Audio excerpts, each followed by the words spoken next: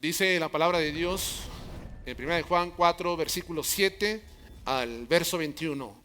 Amados, amémonos unos a otros, porque el amor es de Dios. Todo aquel que ama es nacido de Dios y conoce a Dios. El que no ama no ha conocido a Dios, porque Dios es amor. En esto se mostró el amor de Dios para con nosotros, en que Dios envió a su Hijo unigénito al mundo para que vivamos por Él. En esto consiste el amor, no en que nosotros hayamos amado a Dios, sino en que Él nos amó a nosotros y envió a su Hijo en propiciación por nuestros pecados. Amados, si Dios nos ha amado así, debemos también nosotros amarnos unos a otros. Nadie ha visto jamás a Dios. Si nos amamos unos a otros, Dios permanece en nosotros y su amor se ha perfeccionado en nosotros. En esto conocemos que permanecemos en Él y Él en nosotros, en que nos ha dado de su Espíritu. Y nosotros hemos visto y testificamos que el Padre ha enviado al Hijo, al Salvador del mundo. Todo aquel que confiesa que Jesús es el Hijo de Dios, permanece en Él y Él en Dios. Y nosotros hemos conocido y creído en el amor que Dios tiene para con nosotros. Dios es amor, y el que permanece en amor, permanece en Dios y Dios en él. En esto se ha perfeccionado el amor en nosotros, para que tengamos confianza en el día del juicio, pues como Él es, así somos nosotros en este mundo. En el amor no hay temor, sino que el perfecto amor echa fuera el temor, porque el temor lleva en sí castigo, de donde el que teme no ha sido perfeccionado en el amor. Nosotros le amamos a Él, porque Él nos amó primero. Si alguno dice, yo amo a Dios, y aborrece a su hermano, es mentiroso. Pues el que no ama a su hermano, a quien ha visto, ¿cómo puede amar a Dios a quien no ha visto?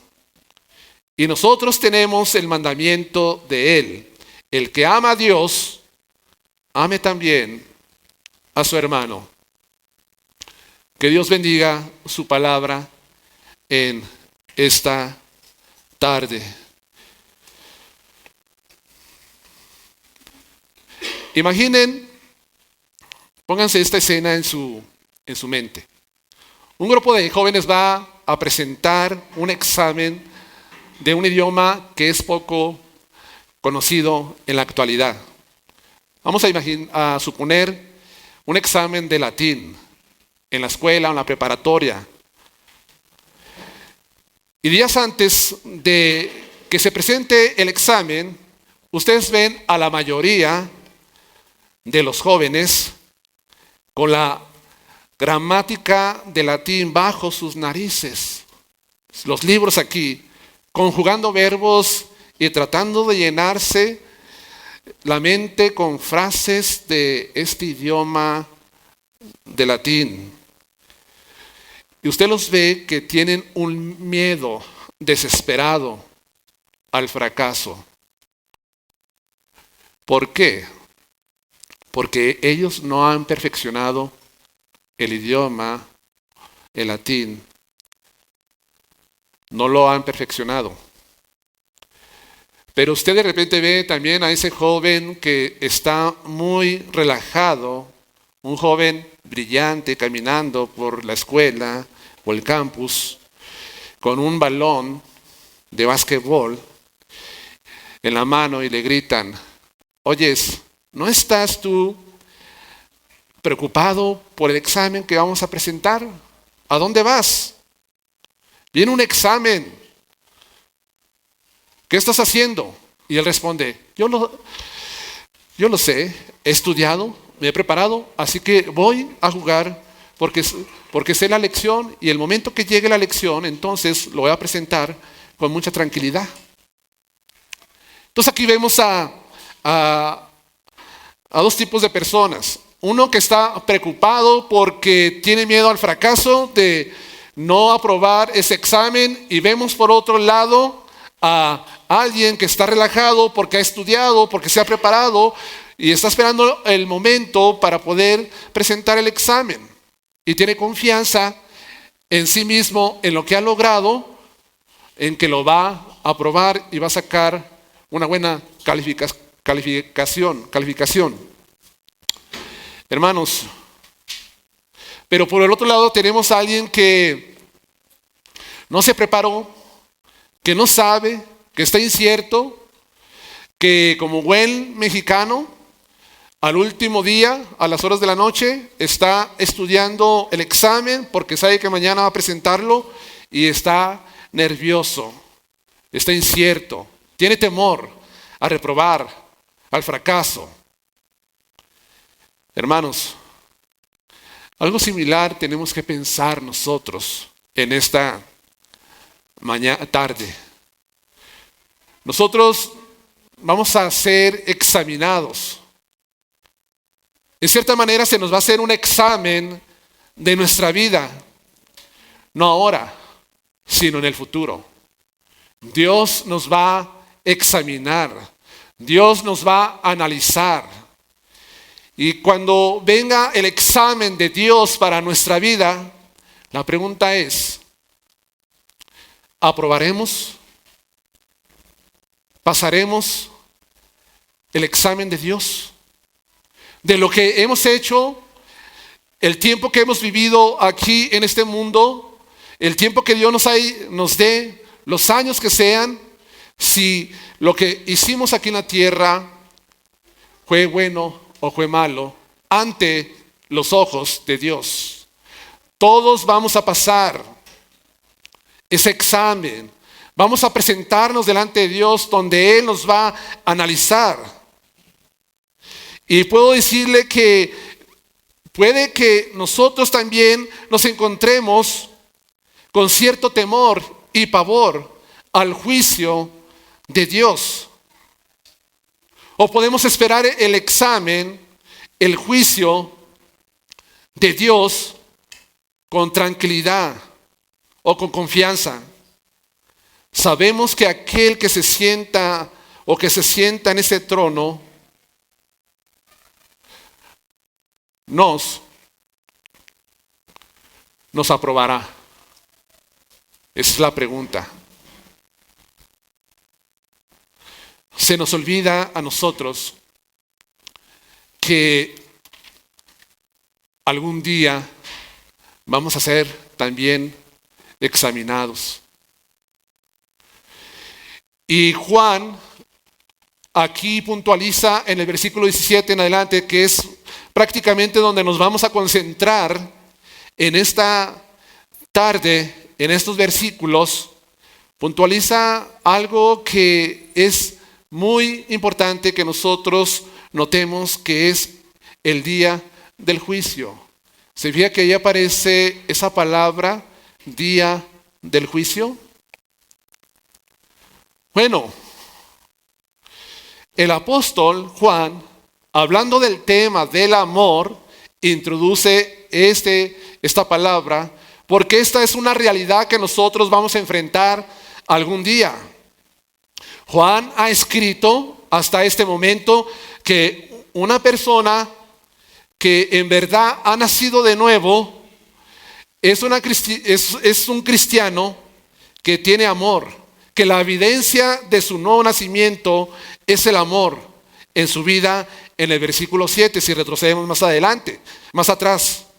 Además también Juan ha establecido que una persona está en comunión con Dios siempre y cuando camine en amor, lo manifieste, fluya de su corazón. El amor es una evidencia también de que alguien está en comunión con Él. Dios permanece en nosotros, nosotros permanecemos en Él porque amamos a los hermanos. Ahora, este amor que vamos a ver en esta tarde es un amor vertical hacia Dios, pero también es un amor horizontal hacia los hermanos. Y lo vamos a ver más adelante. El amor tiene dos direcciones, hacia Dios y hacia los lados, o horizontalmente hacia los demás. Ahora, quiero presentar 3 puntos en esta predicación. Y lo primero que yo quiero hablarles, porque ya me antecedieron algunos hermanos en este tema, les quiero hablar. Lo primero es que debemos amarnos para estar seguros en ese día del juicio. Tenemos que amarnos para tener confianza en ese día que se avecina. Eso es lo primero que veremos. Lo segundo es que el amor perfeccionado elimina el temor para aquel día. Y número 3, el amor verdadero o el amor perfeccionado nos libra de todo temor. Proviene del Señor con el objetivo de expresarse hacia los demás en obediencia a los mandamientos de Dios. Veremos estas 3 cosas en este momento. Entonces, debemos de amarnos para tener confianza en el día del juicio. El apóstol pues ya ha introducido este tema en cuanto al el día del juicio, y es de suma importancia esta enseñanza, porque algún día todos los hombres vamos a comparecer delante de Dios para dar cuentas de nosotros mismos. Frecuentemente la Escritura nos enseña que viene ese día en el cual va a estar todo hombre, sea un hombre grande, un hombre chico, de la condición que se encuentre, de la nación X, todos los hombres van a comparecer ante el Señor en ese día. Las Escrituras pues abordan este tema de una manera muy amplia, y encontramos en la palabra de Dios que se ha establecido ese día para que Dios juzgue a los hombres. Por ejemplo, en Mateo 7:21 dice que muchos me dirán en aquel día: Señor, Señor, en tu nombre hicimos milagros, en tu nombre expulsamos demonios, en tu nombre hicimos muchas cosas.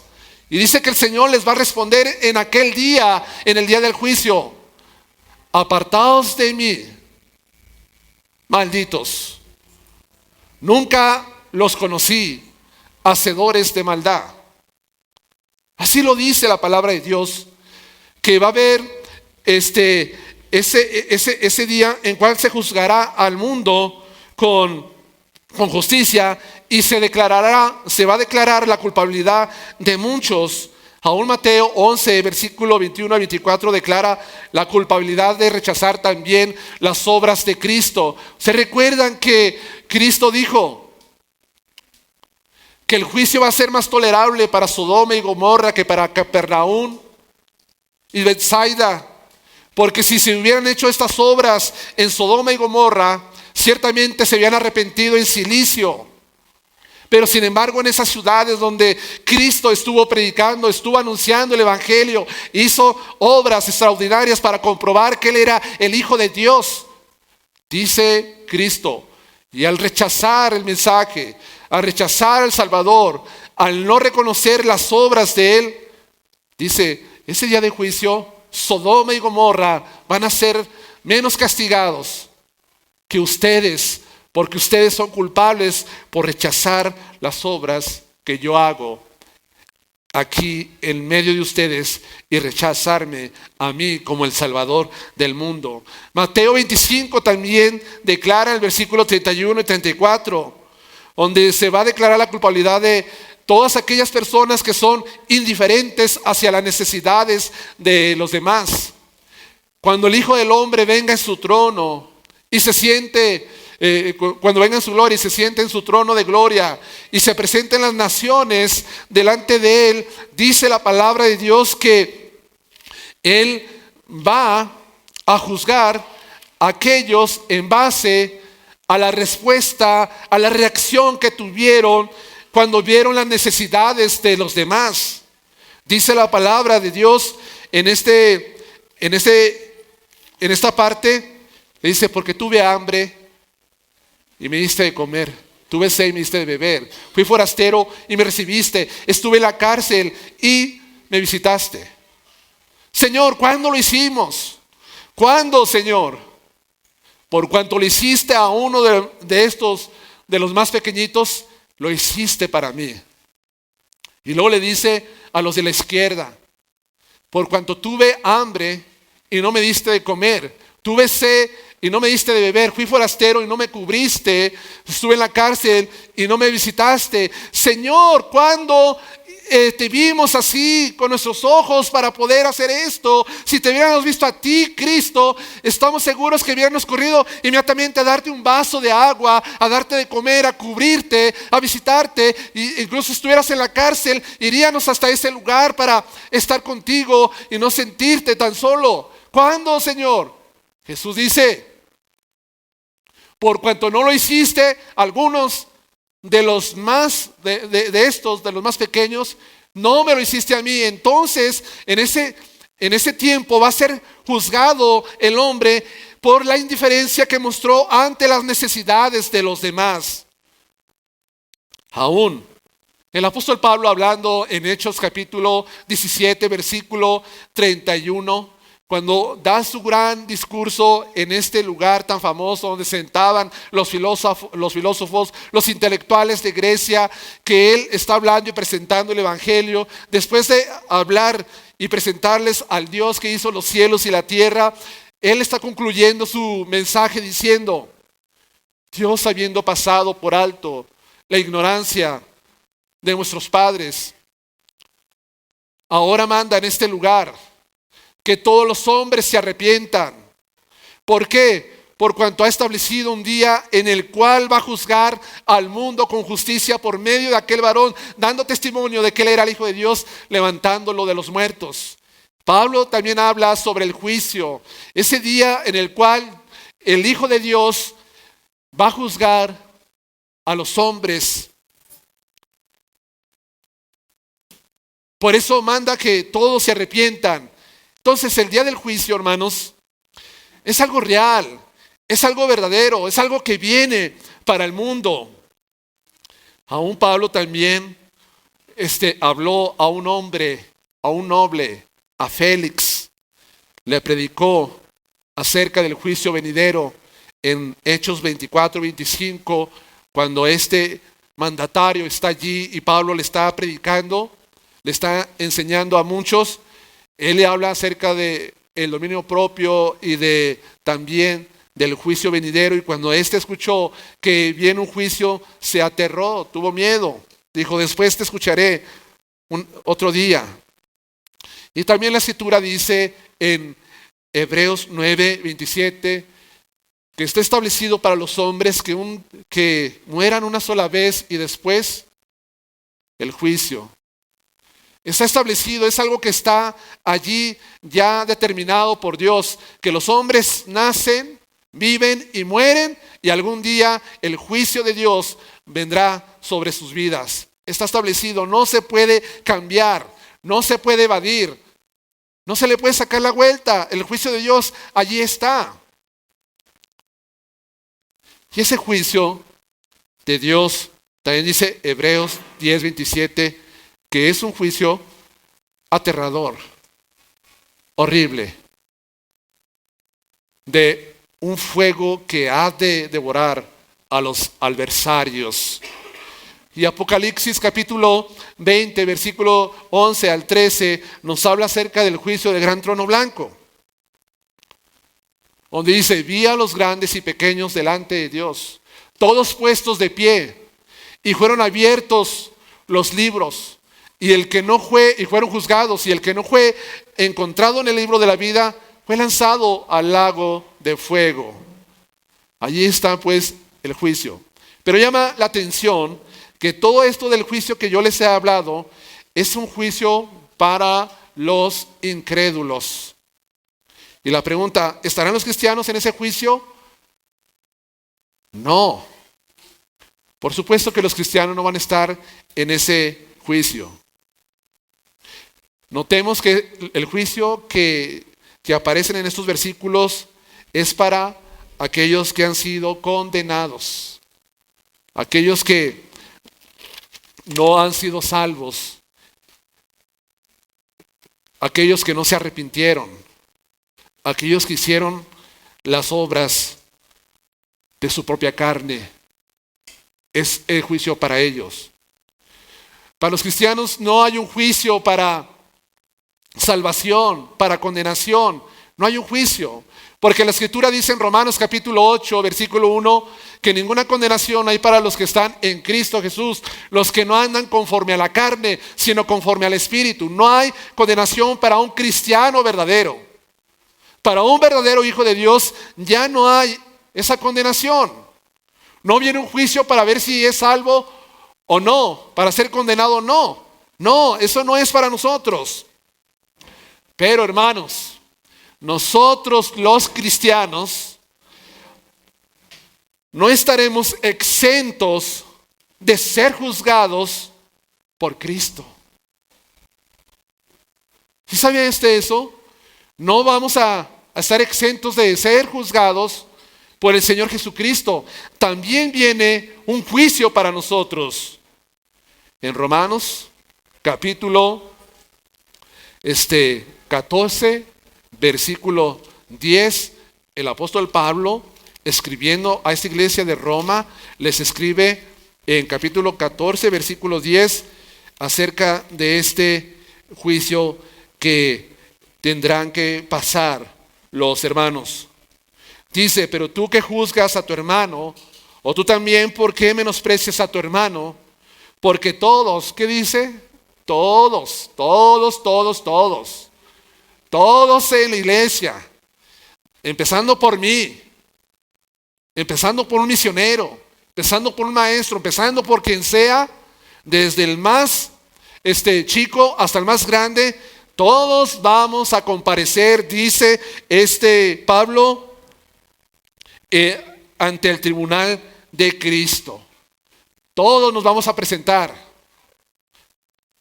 Y dice la Escritura también en 2 Corintios 10, versículo 5:10 más bien, hablando sobre esta misma verdad, dice: porque es necesario que todos comparezcamos ante el tribunal de Cristo, para que cada uno reciba según lo que haya hecho mientras estaba en el cuerpo, sea bueno o sea malo. Todos vamos a comparecer ante ese tribunal. Y ante esto, hermanos, que vamos a comparecer algún día, ¿cómo se encuentra usted? Si el Señor en este momento de nuestra vida decidiera, viene ese día y se establece el tribunal de Cristo y está Jesucristo allí en su trono y dice: pasa hacia adelante fulano de tal, pasa. La pregunta es: ¿usted se siente preparado en este momento de su vida para que ese juicio se efectúe y usted pueda enfrentarlo con seguridad, con confianza? ¿Cómo lo va a encontrar Cristo? ¿Cómo va a encontrar a mí en este momento si el juicio de Cristo en ese tribunal viniera? ¿Cómo nos encontraría? ¿Aprobaríamos el examen o reprobaríamos? Esto es algo que nos debe de concientizar a todos. A veces pienso que nosotros como cristianos no tenemos la conciencia hacia el futuro y hacia lo que viene más adelante. Como que no tenemos la conciencia hacia lo eterno. Se nos olvida con mucha facilidad. Y no vivimos bajo esa perspectiva de que algún día voy a ser juzgado por Dios. Pero recuerdo que el juicio no es para ser condenado, no es para ser si soy salvo o no, sino dice aquí el apóstol Pablo, para que reciban según recompensas o pérdidas de lo que hizo mientras estaba vivo, mientras estaba en el cuerpo, sea bueno o sea malo. Entonces, si hago cosas malas, quiere decir que va a haber una retribución de parte de Dios. Si hago cosas buenas obras, quiere decir que va a haber una recompensa de parte de Cristo para nosotros. No se nos olvide esto, hermanos. En verdad. Entonces, incrédulos van a ser juzgados. Creyentes van a ser juzgados en diferentes escenarios. Pero el punto principal es que vamos a enfrentar el juicio de Cristo en nuestras vidas. Sea creyente o no sea creyente. Todos en cierta manera estará cara a cara con el Señor para rendir cuentas de nosotros.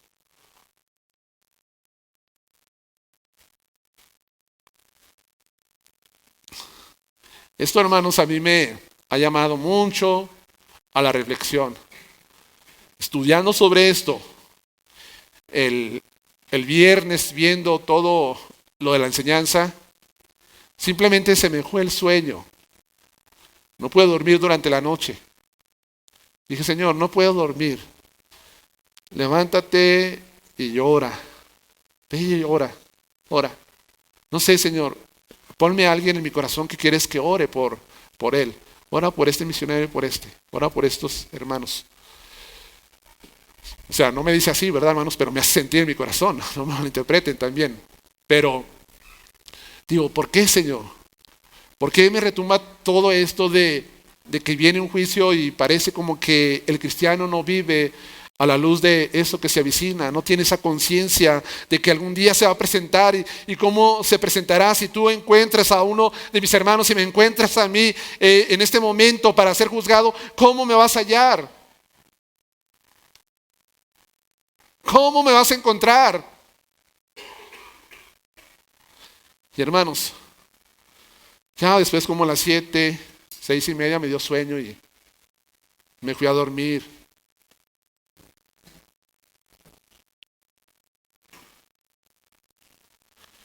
Entonces, como viene este juicio, como se lo he dicho, ¿cómo enfrentaremos el juicio? La confianza es esencial para tener seguridad en aquel día de dos maneras. Necesitamos nosotros entender que este juicio lo podemos nosotros enfrentar con confianza. Porque dice el apóstol Juan en el versículo 17. Vamos al versículo 17 del capítulo 4. Dice Juan: y en esto se ha perfeccionado el amor en nosotros, para que tengamos confianza en el día del juicio. Pues como Él es, así somos nosotros. Entonces aquí vemos dos verdades.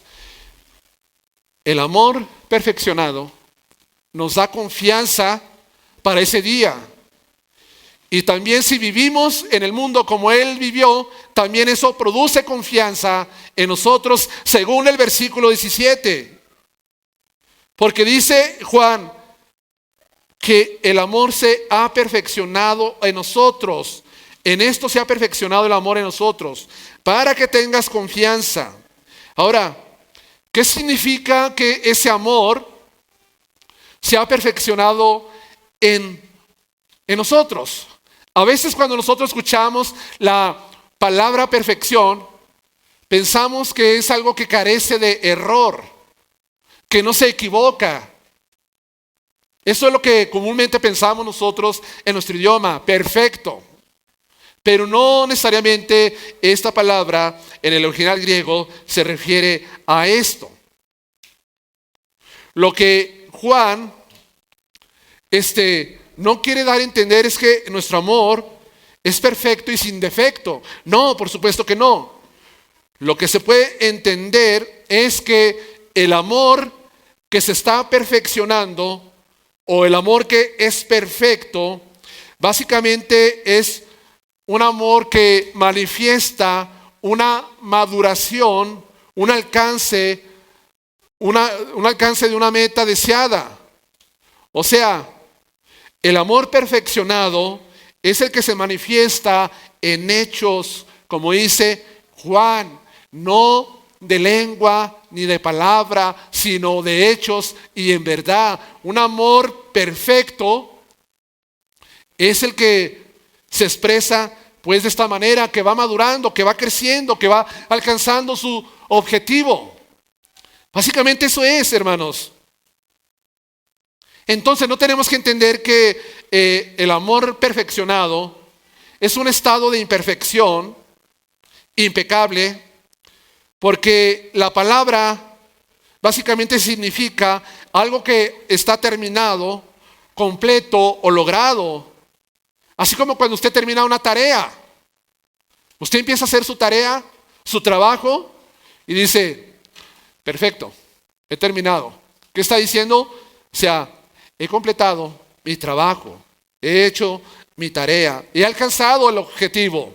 Ya sea, usted va por un viaje también y dice, ya, está completado, perfecto. O sea, lo ha perfeccionado eso. Y eso es lo que se refiere pues Juan cuando habla sobre el amor perfeccionado. Un amor que, quiero puntualizar, que va creciendo, que va madurando, que va alcanzando su objetivo, que va alcanzando la meta, que se está completando. A eso se refiere Juan, básicamente.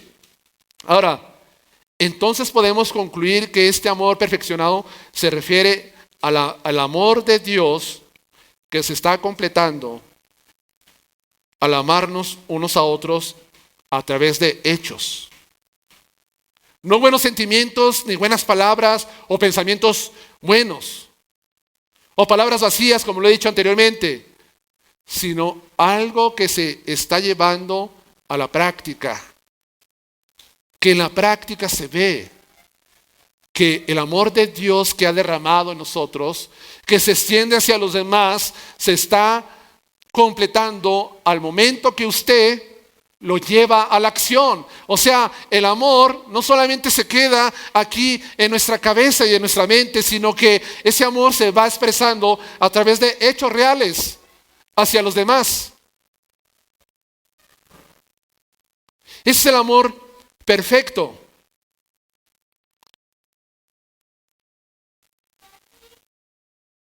Lo que obstaculiza que el amor se va perfeccionando o que va madurando o alcanzando su logro final, es que el creyente no manifiesta con hechos prácticos el amor. Ese es el obstáculo, que no está poniendo el cuidado, la atención en esta área tan importante de su vida, y en muchos el amor simplemente no crece, no madura, no cumple su objetivo. Ahí se queda solamente.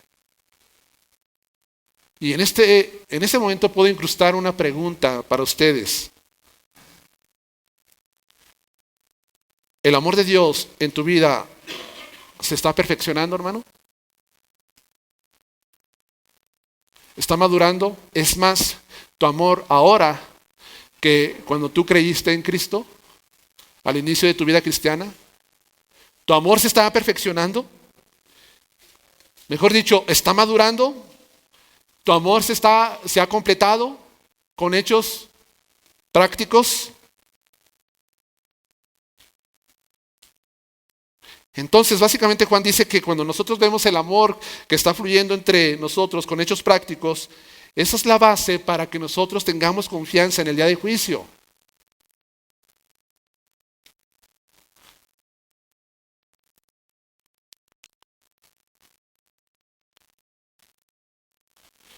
La segunda razón para esta confianza es que vivimos, como dice Juan en el versículo 17, como Él es.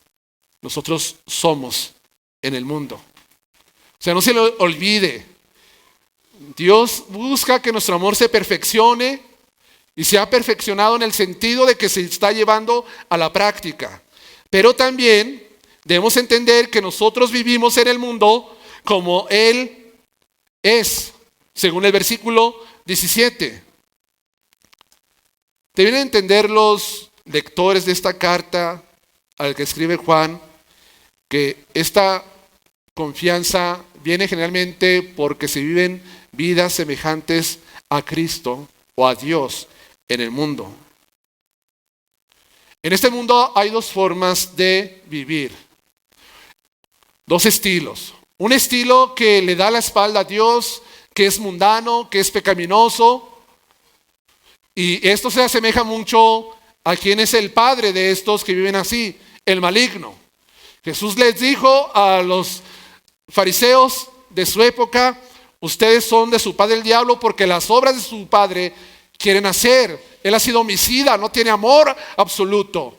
En vez de amor, tiene el sentimiento y el deseo de matar. Les dijo así. Entonces, hay una forma de vivir que es lo contrario a lo que Dios dice. Ese estilo de vida es pecaminoso.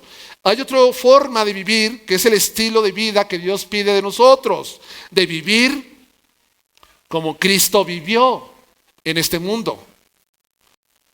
Que nosotros imitamos a Dios porque somos sus hijos amados.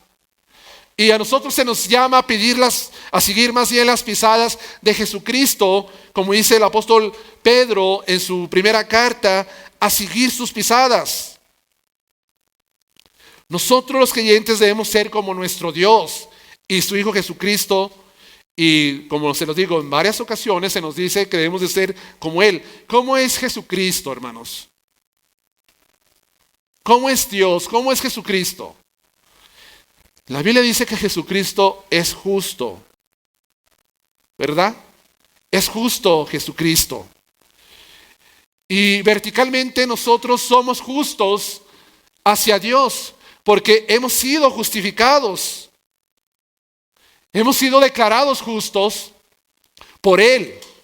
Hay una justicia que Dios nos ha dado y en ese sentido nosotros somos justos igual a Cristo. Tenemos esa justicia no propia, no nuestra, no la generamos nosotros, sino que es la justicia de Cristo en nuestras vidas. Y horizontalmente hacia acá, ya no sea lo vertical, sino hacia los lados, nosotros somos como Cristo porque somos capacitados por el Espíritu Santo para amarnos activamente y prácticamente, así como Cristo nos amó y Dios nos amó enviando a su Hijo Jesús. Entonces, nuestra semejanza a Cristo es porque somos justos, somos justificados, pero hacia los lados, horizontalmente, somos aquellos que estamos asemejándonos continuamente al andar de Cristo, y una de las cosas es que Él amó. Es una característica del Señor Jesús que Él mostró amor. En todos los sentidos de la palabra, Él mostró ese amor. Y nosotros nos asemejamos a Él en el mundo. Entonces, cuando nosotros tenemos estas dos cosas, un amor perfeccionado, una semejanza a Cristo en lo que he expresado, esto a nosotros nos debe dar confianza para que el día que viene, que estemos cara a cara delante de Él, podamos estar seguros, confiados ante Él.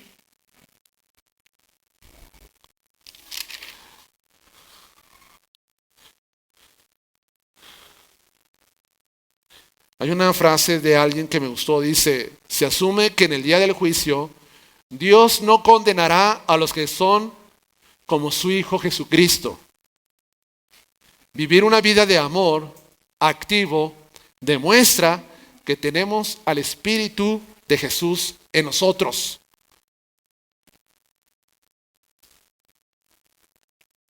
Y esto nos lleva inevitablemente a algunas preguntas todavía. Y quiero que piensen en esas preguntas, hermanos. ¿Se asemeja mi vida al amor de Jesús en este mundo?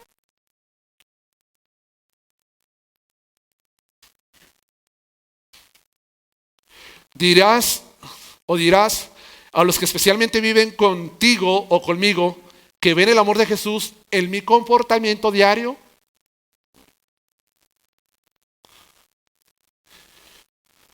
Y vamos a la esfera matrimonial.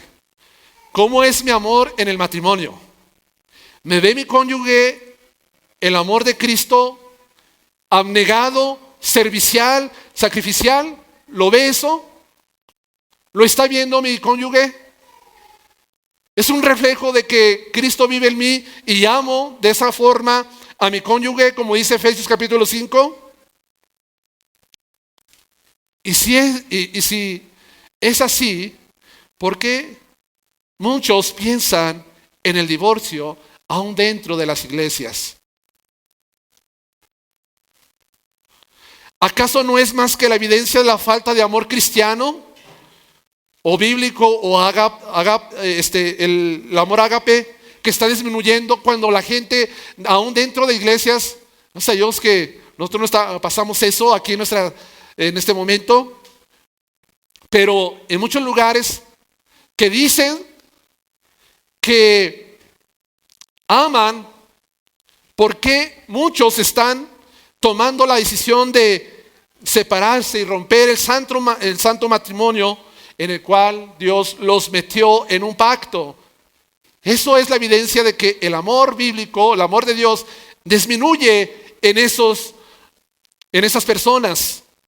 No está creciendo, no se está perfeccionando, no se está completando. Ahora, hermanos, vamos a la esfera de la familia. ¿Amo con el amor de Cristo a mi familia? ¿Por qué hay tantos que dicen amar y sin embargo cuando se presenta el problema huyen y abandonan a su familia, dejándolos en condiciones precarias a los suyos? ¿Cuántos hombres hemos visto proceder de esta manera? Y viceversa, no solamente hombres, sino mujeres también. ¿Amas a tus hijos con el amor de Cristo?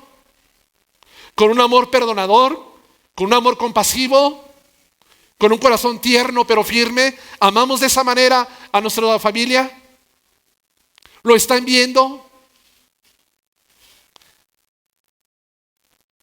Y hermanos, ahora veamos nosotros los que estamos en el liderazgo, los que somos pastores de congregaciones. Son preguntas que tenemos que analizar. ¿Cómo es el amor pastoral en cuanto a la grey? ¿Cómo es mi amor hacia los hermanos, hacia la grey que Dios puso en nuestras manos? ¿Amamos ocasionalmente y selectivamente? ¿Amamos con un amor que hace acepción de hermanos y de personas? ¿Amamos siempre solamente a los que están de acuerdo con nosotros? ¿Empezamos a disminuir con el amor con aquellos que nos cuestionan? ¿Con aquellos que se arriman y nos dicen, hermano, te veo así? ¿Y empiezas a rechazarlos? ¿O simplemente la gente no se puede acercar a ti porque tiene miedo? decirte?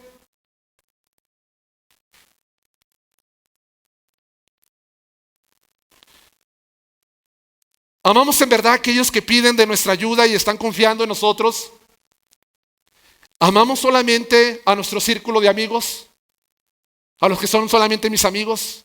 ¿A eso los amo?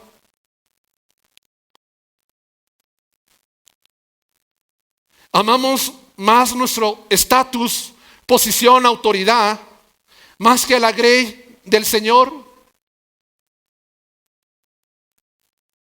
¿Amamos a las ovejas de tal manera que estamos dispuestos a esforzarnos hasta lo más por ellos, como Cristo dice que el buen pastor pone su vida por las ovejas? Y no el asalariado, cuando ve el problema, huye y se va. ¿Por qué? Porque es asalariado, porque tiene los motivos correctos para estar en este rebaño. ¿Cómo amamos, hermanos? En verdad, ¿cómo es el amor? ¿Cómo es ese amor? Me pongo a pensar que Dios me va a juzgar, Cristo, en base de cómo amé y cuánto amé y cómo lo hice.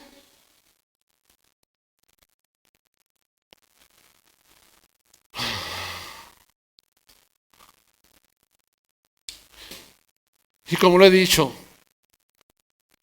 el amor nunca es una representación perfecta, impecable. Aún los santos más piadosos nunca llegaron a tener un amor perfecto o a ese nivel. Pero una cosa sí, es que Dios nos demanda, Dios nos pide, Dios nos dice que debemos de amar de esa manera como Cristo amó a la iglesia, como Dios amó al mundo. Se dice que el amor es un fruto del Espíritu en Gálatas capítulo 5, versículo 22. Y ese fruto requiere tiempo y cuidado para crecer. Pero si el fruto no está creciendo y si no se está desarrollando, necesitamos examinar la raíz para descubrir si todo el árbol es malo. Porque el árbol se conoce por su fruto. ¿O no es? Y si no está creciendo, debemos preguntarnos, ¿ha nacido de nuevo? ¿He nacido de nuevo? ¿Tengo el amor al puro estilo de los gentiles? ¿Cuál es el amor al puro estilo de los gentiles? Amo a los que me aman, saludo a los que me saludan, invito a los que me invitan. Ese amor no tiene nada de asombroso delante de Dios. Ese amor cualquiera lo puede hacer. Ese amor cualquiera lo puede dar. Hasta el más vil pecador en este mundo puede expresar ese amor, amar a los que lo aman. Ese amor no tiene ninguna proeza delante de Dios. Si nosotros de veras tenemos el fruto del Espíritu Santo en nuestras vidas, debemos de amar al puro estilo de Dios y de Cristo, porque nos lo han modelado. Ahora, el verdadero amor perfeccionado quita el temor en aquel día. Véalo allí en el versículo 18. Ponga su mirada en ese versículo. Versículo 18. En el amor no hay temor, sino que el perfecto amor echa fuera el temor. Porque el temor lleva en sí castigo, de donde el que teme no ha sido perfeccionado en amor. Juan establece pues que este amor perfeccionado, perfecto, logra eliminar el temor. Y esa palabra temor es la palabra phobos, donde viene la palabra fobia. Es un miedo. Es algo que causa pánico, de tal manera que nos hace huir lejos de algo a lo que nosotros le tememos. Entonces, en el griego clásico, esta palabra está en el sentido más amplio de la palabra, quiere decir miedo. Miedo. Es cierto que a Dios debemos de tenerle temor, pero esa es una expresión de respeto hacia Él. A Dios se le debe tener temor. Bienaventurado el hombre que teme a Jehová. Salmo 112, versículo 1. Pero aquí el temor al cual dice Juan está relacionado pues con una expresión de miedo. Y la versión Dios habla hoy 1996 dice, donde hay amor, no hay miedo. Donde hay amor, no hay miedo. Al contrario, el amor perfecto echa fuera el miedo, pues el miedo supone castigo. Por eso, si alguno tiene miedo, es que no ha llegado a amar perfectamente. Pero quite la palabra castellano perfecto, no quiere decir sin error, sino no ha amado de una forma que el amor está cumpliendo su objetivo, madurando, o se está completando. A eso se refiere. Entonces, comparecer ante el juicio, en este caso el tribunal de Cristo, se puede enfrentar con confianza o con miedo o temor, ¿verdad? En el mundo, o más bien, el miedo se manifiesta de esta manera para quien sabe que algún día tendrá que estar ante ese tribunal de Cristo y no ha vivido una vida perfeccionada en amor. Es como aquel que tiene miedo ir al médico porque teme los peores diagnósticos para su salud, pues de vivir una vida descuidada, dice, mejor no voy porque el médico me va a decir, estoy enfermo de esto y estoy enfermo de aquello, ya tienes diabetes, ya tienes hipertensión, ya tienes colesterol, ya tienes muchas cosas, hermanos, de las más comunes ahorita que hay. Entonces el miedo lo tiene aquellos que no viven en amor, perfeccionado. Es el temor.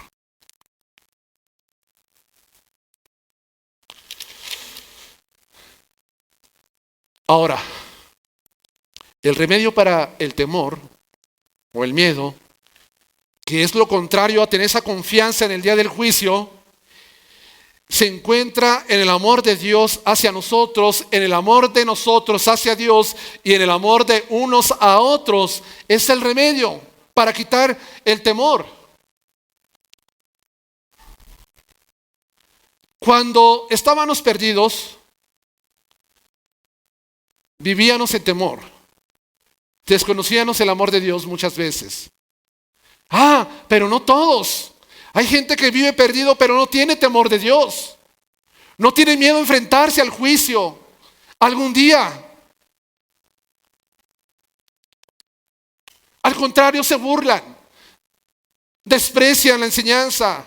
Desprecian el evangelio. Pero cuando nos hacemos conscientes de eso que nosotros enfrentaremos, cuando llegamos a Cristo, llegamos a experimentar su amor y ahora somos controlados por el amor de Él y nosotros le amamos a Él también ahora porque hemos experimentado ese amor del Señor en nuestras vidas. El amor hacia los demás también, como hemos visto, quita el temor para ese juicio. O sea, Dios me ama, Dios ya no me va a condenar. Su amor se ha expresado, lo he entendido. Pero también el amor para mis hermanos quita ese miedo para ese día de juicio.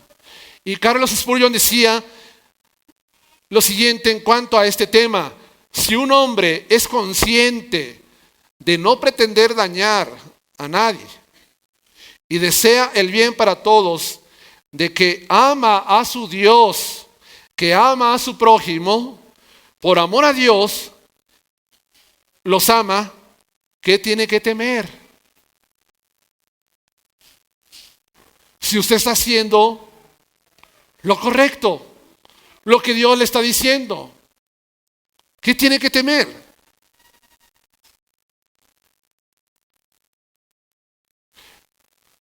Es verdad que Dios nos va a encontrar fallas a nosotros en el día de que pasemos a ser examinados, juzgados por Él. Nos va a encontrar fallas, sí. Pero hermanos, por eso es necesario que nosotros estemos siguiendo la santidad, sin la cual nadie verá al Señor. Que estemos siendo santos, santos, santos, conscientes, conscientes de mi vida, sensible, sensible al Espíritu Santo, eliminando cosas que estorban y que me ponen en una condición no buena delante de Él. O sea, si tú amas a Dios y amas a los demás, no hay temor, no tiene que haber temor. ¿Quién es el que teme? Solo aquellos que no han sido perfeccionados en el amor, versículo 18. Si todavía hay alguien que teme con un miedo, con una fobia, es que no está practicando el amor hacia los demás. Ese es el asunto. La eliminación del temor al juicio es una de las principales funciones que el amor de Dios hace en nosotros. Dios nos quiere dar confianza para ese día. Y lo establece Juan. Ahora, el amor verdadero que nos libra del temor proviene de Dios con el objetivo de expresarse hacia los demás en obediencia a su mandamiento. Versículo 19. Nosotros le amamos a Él porque Él nos amó primero. El amor de Dios siempre toma la iniciativa. ¿Cómo? Enviando a su Hijo Jesucristo.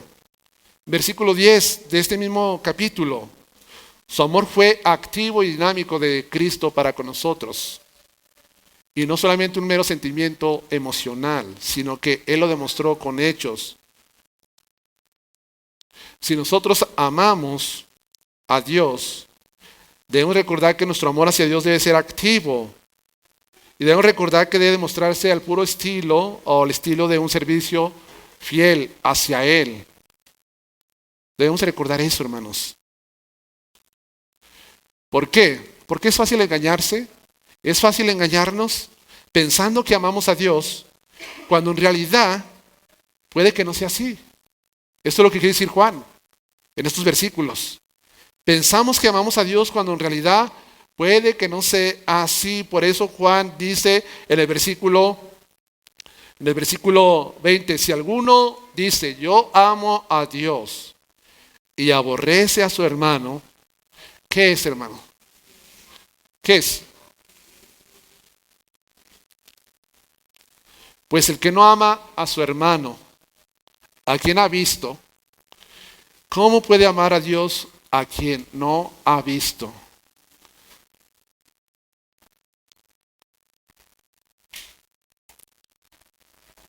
Amar a Dios y aborrecer a su hermano al mismo tiempo simplemente es una contradicción en la vida del hombre. Juan ya ha dicho que califica mentiroso a todo aquel que no guarda sus mandamientos en capítulo 2, 4. Dice que es mentiroso el que diga que Jesucristo es el Hijo de Dios. Juan capítulo 2, versículo 22. Y aquí Juan dice que amar a Dios y aborrecer al hermano es un mentiroso.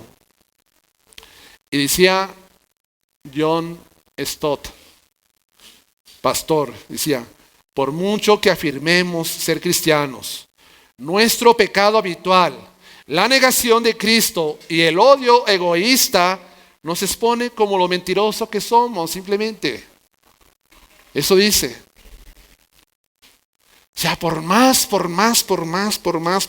que cantes, alabes, que es muy bueno cantar, alabar, por más que digas, Señor, yo te amo, Señor, yo te amo, Señor, yo te amo. Pero si no tienes amor por tu hermano, es mentiroso.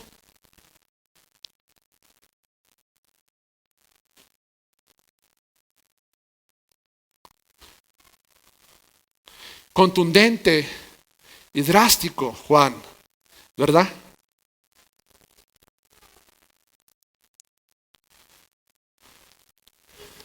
Y Juan dice, y nosotros tenemos este mandamiento de él. El que ama a Dios, ame también ¿a quién? Pero ahí dice que ame al que le cae bien. ¿Sí dice eso? Pero que ame al que le ayuda. Pero que ame con el que tiene afinidades. Pero que sea selectivo. ¿Dice eso, hermanos? Dice, ame a su hermano en general. Eso dice la palabra de Dios. Generalmente dice eso. A su hermano, sea anciano, sea joven, sea niño, sea pobre, sea rico, sea bonito, sea feo, sea gordo, sea flaco, como sea, ame a su hermano. Tenga un carácter difícil, tenga un carácter agradable, tenga un carácter noble, tenga un carácter no bueno. No dice eso, ¿verdad que no dice? Dice simplemente, ame a su hermano.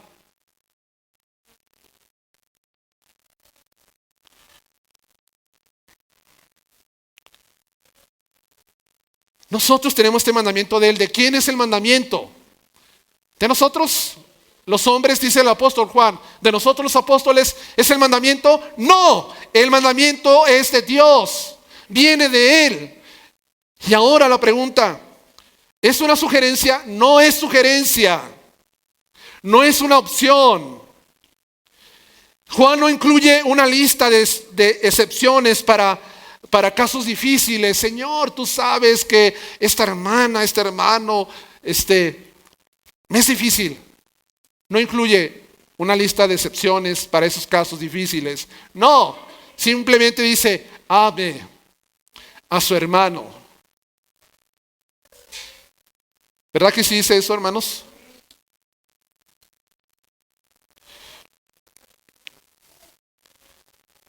Entonces, podemos nosotros estar pensando y animarnos también a que nos esforcemos a amarnos. Porque Juan recuerda tanto el amor. Porque no es fácil amar naturalmente, no es como un manantial que brota así con tanta naturalidad de agua. No, se requiere esfuerzo, se requiere trabajo, se requiere, no nace naturalmente así como por nuestra debilidad, por nuestra humanidad, por la condición que tenemos todavía en nuestra carne, todavía que se resiste a amar. Por eso Juan nos recuerda que tenemos que amarnos. ¿Y qué pasa, hermanos? Y quiero que recuerden esto. Cuando amamos con un amor que está perfeccionando y vivimos como Cristo nosotros somos en este mundo, y amamos a Dios y a la vez amamos a nuestros hermanos, hay una recompensa por obedecer este mandato, una recompensa. ¿Cuál es la recompensa que tendremos? La recompensa es que tendrás confianza ante Dios en el día del juicio. Cuando comparezcas delante de Él, como cristiano en el tribunal de Cristo.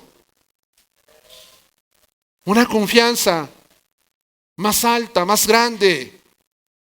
Que si hace lo contrario, no tendrías. Nuestra principal fuente de confianza es que hemos creído en Jesucristo, podemos decir, y en su sangre derramada como propiciación por nuestros pecados, como dice el versículo 10. Es solo su sangre, no son nuestras obras lo que expía los pecados. Pero, ¿cómo sabemos que nuestra fe en Cristo realmente es genuina y podemos estar confiados delante de Él y no estar en el engaño? Una evidencia de nuestra fe genuina, de nuestro nuevo nacimiento, es cuando vemos el amor de Dios fluyendo a través de nosotros hacia los demás. especialmente hacia aquellos a quien naturalmente no amaríamos. Cuanto más veas el amor de Dios manifestarse en tu propia vida, más confianza tendrás y no te alejarás de Él avergonzado en su venida y cuando tengas que enfrentarlo. ¿Cuál es la recompensa? Confianza. Se disipa el temor, sino confianza en Él. Vamos a orar, hermanos.